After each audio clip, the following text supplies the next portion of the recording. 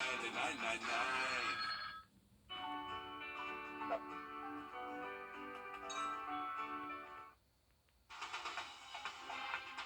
from Augusta, you're watching News 12 live at 5. Two planes collide in Japan at one of its busiest airports, killing 5 people. What we know about the fiery crash coming up. But first, looking out over downtown Augusta, cold this morning, a little bit warmer this afternoon. But Riley, what we need to talk about is this dry air. I just had somebody tell me my hair looked more full. And you know what?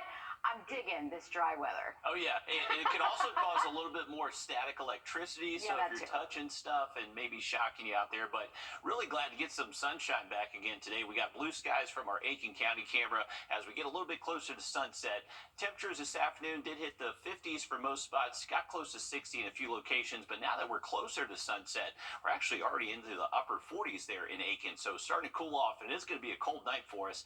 We had a pretty calm afternoon, which did allow some burners across the area to get some of these controlled burns done. So this did produce some kind of smoky haze across the area. So if you were noticing that, it was from controlled burns across the region earlier this afternoon. Now high pressure is keeping us dry for the rest of tonight, but this is going to bring us the opportunity for some rain late into the day tomorrow and potentially even into our Wednesday night. And that's only going to be system number 1 of 3 that we could potentially see over the next week. So rain chances tomorrow very low for the first half of the day. It's not really until we get closer to sunset around this time tomorrow is when our rain chances actually do appear to ramp up across the region. Those will stay with us at least into Wednesday night before drying out again by Thursday. If you're stepping out this evening, be prepared for some cold temps, but luckily no rain in our forecast the rest of this evening. Just bringing in a few clouds as we get into later tonight. Potentially could already be down to freezing before midnight, so it is going to be a cold one out there for us. Most likely going to see our low temps get into the upper 20s for most spots. Maybe a few of our cold locations do get into the mid-20s, so we are expecting a night below freezing. Make sure you're protecting your outdoor pets. Make sure they definitely have a way to stay warm for tonight. Here's your day planner for your Wednesday. Waking up cold in the 20s, and cloud cover should keep those highs chilly in the 50s, and then rain chances do start to go up later into tomorrow afternoon. Much more on the rest of the week's forecast in just a bit. Let's get a quick update on your First Alert traffic. And now, First Alert traffic. All right, here we go. Live look outside at I-20 and Riverwatch Parkway, and not looking at too many traffic issues, thankfully, in eastbound, westbound lanes. Riverwatch has been a little bit busy, especially if we were going to turn this camera around to Cabela Drive, around Costco. Definitely a busy place to be right now. Here's a look at Grovetown, looking at exit 190 and Lewiston Road. Seeing a little bit of that traffic there just off the exit, but right now just looking at the golden hour there over Columbia County. Have a look at the rest of the week's forecast in just a bit. All right, thank you, Riley. New tonight, Augusta commissioners want to hear from bar owners about Sunday alcohol sales. Commissioners voted in the last few hours to hear from bars next Tuesday about which Sunday they want alcohol sales to be allowed. Now, all of this comes after bars were not allowed to sell alcohol for New Year's Eve this past Sunday. Our Sydney Hood is live in downtown Augusta. And Sydney, break down what happened this afternoon and what bar owners have to say.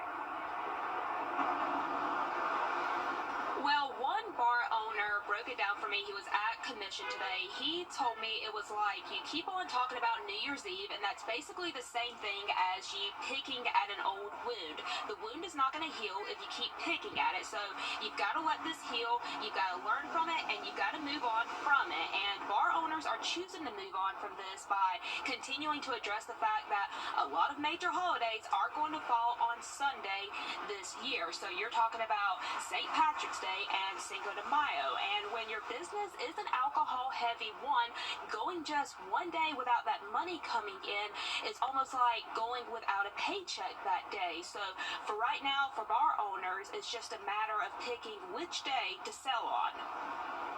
It was a mistake that was made, and unfortunately, hopefully it never happens again. The problem with Sundays is we like to choose our day, not have it be chosen for us. But right now, until that's changed, we have to pick what is going to be best for revenue for us as bar owners. And And right now, Adrian, who you just heard from, he owns the Loft here in downtown. He thinks that the best day for money is going to be Cinco de Mayo. He voiced that opinion today in commission, and then there were some other bar owners in there who seem to think that Super Bowl Sunday is still the best day for alcohol sales. And coming up all new tonight on News 12 at 6 o'clock, we're breaking down why that's the case. Interesting, though, to hear from the bar owners, the ones who are actually affected by it. I wouldn't have thought Cinco de Mayo might have been busier than Super Bowl. So, again, interesting to hear from those affected by it most. Thanks for that, Sydney. Augusta Mayor Garnett Johnson held his State of the City address, recapping 2023 and highlighting what the people partially responsible for your safety in the skies. They say they're burnt out. With air traffic controller staffing levels below what they should be, fatigue is a major concern. Washington producer Annie Anderson spoke to government officials to learn what they are doing to fight this and to keep you safe in the air. Safe travels, everyone. Behind the scenes of a busy airport, thousands of air traffic controllers working to keep you safe. Seeing the men and women who make all of that possible is just a reminder of how incredible the work is that keeps our aviation system safe. But the number of people doing this crucial job is shrinking. Hiring controllers has been an issue since the 80s, but retirements and COVID bringing the issue back to the forefront. According to the National Air Traffic Control Center Association, there are 1,200 fewer fully certified controllers today than 10 years ago. In that time, air traffic nationwide is up more than 32%. At many airports, this void means mandatory overtime and 6-day work weeks, leading to fatigue. A recent New York Times investigation found that in a 12-month period, there were reports of multiple near collisions involving commercial airlines each week. We're looking at launching a group to examine fatigue among air traffic controllers in the very short term to identify if there are risks. And if there are, we'll act accordingly to mitigate those risks. FAA Administrator Michael Whitaker says they're working to boost staffing levels. We currently have just under 11,000 certified controllers. I think the number is 10,700. There are different views on what the number should be, but it needs to be a lot higher than it is. And we know that if we hire as aggressively as possible over the next 3 years, that should put us much closer to where we need to be. The training process isn't easy. It includes several months on location for training and then up to 3 years of on-the-job experience to become certified. These are great jobs. They're not easy jobs, but they are important and very rewarding jobs. And we need them there. As for air traffic control fatigue, the members of that special group studying fatigue that the FAA administrator mentioned, they have been picked and will meet in early January. They plan to present their findings to the FAA 6 weeks after that. Police in Horry County say gunfire erupted New Year's Eve just before midnight at a bar in Myrtle Beach. 2 people were killed. The incident took place at the Drinking Glass Bar along Highway 9. 1 man died at the hospital, the other at the scene. 2 other people were injured. 2 men that were near the bar at the time of the shooting gave their thoughts. Listen to how they described what happened. It's just not a safe place. I'm surprised this didn't happen sooner. I was just getting in my car, and the next thing I heard was easy 50, 60 rounds. People nearby said the neighborhood is quiet, but the people who go to that bar are not. A former employee and others say they think the bar should get shut down. Now that it is officially 2024, senior citizens will be seeing an increase to their Social Security benefits. The Social Security Administration said earlier this fall, recipients will get an annual cost of living adjustment in January. Now that adjustment comes out to an average of more than $50 a month. This is the 3rd year in a row for payments to go up. However, it is a smaller increase, a much smaller one, compared to the last 2 years. Officials say the rises are due to inflation. The Wilkes County School District officially welcomed its new superintendent. Michelle Smith's tenure to lead the school district began at the start of the year. She was named the only finalist back in August by the Wilkes County Board of Education. Smith served in roles in Wilkes County for 18 years before becoming the new superintendent. All right, some big changes to FAFSA are happening. How those changes could impact you, how they could impact current and future college applicants. Next, Riley. Well, it looks like over the next week, we're going to be in a pretty active pattern to start off 2024. We'll take a look at our rain chances for you just after the break. Time and Gate TV Plus. Taking a look over Grovetown as people head home, many of them on their first day of work in the new year. Is rain expected tomorrow, Riley? I hope not, because, come on, the kids don't have much longer to be out of school. I know. Luckily, it doesn't look like a lot of rain until we get to around this time tomorrow. So I'd imagine anytime after 4 o'clock tomorrow afternoon, that's when rain chances could be possible across the area. We're not expecting a ton of rain out there tomorrow, but some heavier rainmakers will show up a little bit later into the week. No rain expected this evening if you're stepping out tonight. The only thing you have to worry about is some pretty chilly temperatures. Right now, we're at 51 degrees. Temperatures will likely be dropping into the 30s as soon as around 9-10 o'clock, and then eventually we will see our overnight lows get down to the upper 20s by early tomorrow morning. So a very cold start to our Wednesday. We're going to stay pretty cloudy most of the day, and then we are going to bring in that opportunity for a few showers later tomorrow afternoon and to tomorrow night. All thanks to this system. This is moving across Texas at the moment. That is just going to be traveling our way over the next 24 hours, and once again, just bringing us the opportunity for some scattered showers throughout our Wednesday evening into Wednesday night. So low chance of rain out there tomorrow. We'll have a better opportunity for some heavier rainfall showing up by Saturday, and that potentially could bring us over an inch of rain. Here's a look at the rest of this evening and tonight. Mostly clear skies right now, but a few clouds will show up by early tomorrow morning. There you can see those cold temps to wake up to the day, and then by tomorrow afternoon, that rain does start moving in to the southwestern CSRA. You can see with cloud cover most of the day Wednesday, that is going to keep our temperatures pretty cool. Not expecting a huge warm up throughout the day Wednesday. Rain will just kind of gradually push in as we head later into our Wednesday evening. Scattered showers continue into Wednesday night, and then all this is out of here by Thursday. Looking to stay dry all day long Thursday, all day long Friday, with temperatures remaining just a little bit below average for us. Here's your Wednesday and Thursday. So cloudy skies, pretty chilly out there tomorrow. Rain will show up late into the day Wednesday. Back to sunshine and very nice temperatures Thursday afternoon, hitting the mid-50s for the most part. Now, the rain chances do go back up again by Saturday and potentially lingering into portions of our Saturday afternoon, but looking like we're going to see potentially another system show up as we head into Tuesday next week.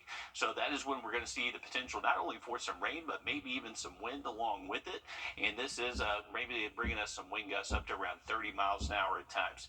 Now, here's a look at our rain chances tomorrow. So really just kind of late into the afternoon, early evening, and then not expecting any rain for our Thursday. So 3 different systems over the next week. This is the one happening tomorrow, just a few showers, rain totals less than 1/4 of an inch. A second rainmaker shows up during the day Saturday. If you have weekend plans, try to get them in on Sunday. Saturday doesn't look great for outdoor plans. System number 3 shows up next Tuesday. That could bring us another maybe 1 to 2 inches potentially across the area. And those second and third system will have the opportunity for wind gusts over 30 miles an hour times. So just going to be a little bit of an active start to the new year, but nothing that we can't handle here locally. It looks like just a few showers out there tomorrow. Sunshine, nice seasonal weather Thursday, Friday. Have your rain opportunity again by Saturday. All right, thanks, Riley. The new free application for federal student aid, or FAFSA, arrived during holiday break, and there are a lot of changes. Karen Kafa is in Washington with what you need to know and how the delay could impact colleges and students this upcoming year.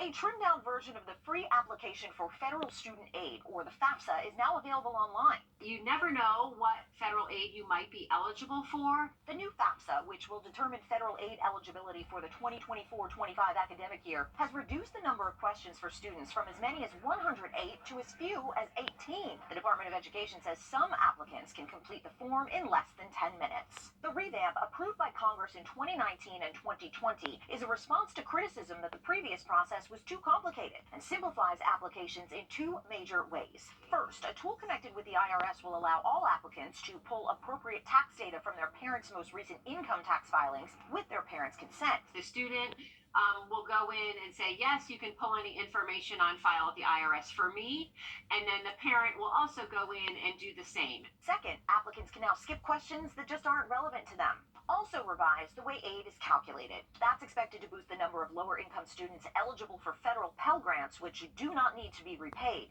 But the new calculations eliminate the so-called sibling discount, where students who had a sibling enrolled in college were eligible for more aid. Colleges will begin to receive applicant data in late January, setting a tight clock for institutions that typically send aid award letters in March. They will be scrambling to get those turned around so that students and families have adequate amount of time so that they can consider all of their options and make their enrollment decision.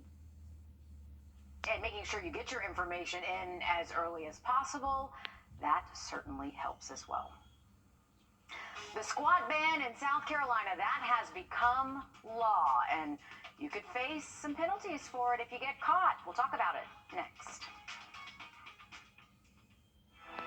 There's an update to the squatted car ban in South Carolina, that grace period we've been telling you about. It expires May 10th. After that, you can be fined $100 for the first time, and then it increases from there. Squatted vehicles are ones defined as having the front of the vehicle 4 or more inches higher than the back. And you could get cited for other offenses too during the stop. What our officers are doing as well is, if a vehicle is stopped and issued a warning for the squatted truck law violation, they are taking that opportunity to also look at other violations that tend to accompany this trend with the squatted trucks. For example, dark tinted windows, tinted windshields, loud exhaust. You have been warned. If you get more than 3 tickets, you could lose your license. Even the Cosmos decided to send 2023 off with a show. What NASA captured on New Year's Eve. Next, Riley. Well, for the next 3 nights, we are expecting low temps to get down below or near freezing, so make sure you are protecting your outdoor pets the next few nights. I'm going to look at that 7-day forecast just after the break. Your solution is at plexidermtrial.com or call the number on your screen. Check it out. NASA captured a solar flare. It happened on New Year's Eve. The white flash on the left side of the photo shows the solar flare. So, Riley, look at that. Fireworks. That is always so cool to see, and they can actually knock out communications sometimes. But yikes. Always crazy. On air and online, streaming on Paramount Plus. Hello, 2024. The Rooms to Go New Year's sale is here. Say hello, style. Hello, comfort. Hello, savings. Shop online or in store and start the new year off right with amazing sale prices that make anything possible. Let's celebrate. Let's decorate. The Rooms to Go New Year's sale is going on now.